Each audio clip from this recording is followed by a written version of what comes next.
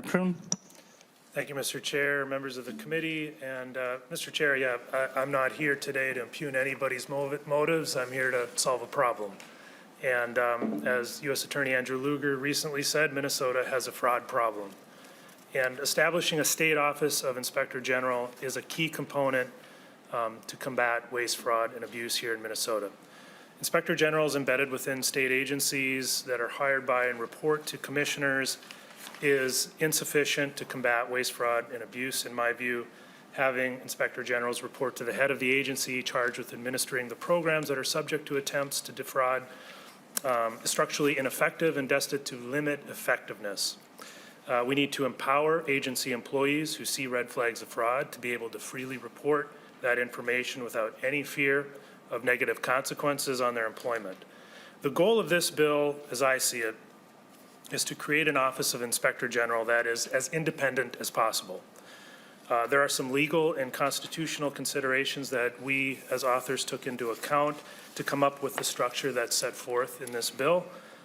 The Office of Inspector General office in this bill is set up as an executive agency, but the Inspector General is not appointed by the governor and does not report to the governor. The legislature takes the most active role in hiring this position. Separation of powers concerns guided us away from making the legislature the exclusive source of this function.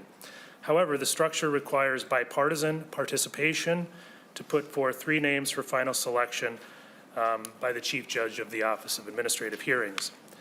The executive needs to have some role in the selection process to satisfy separation of powers concerns.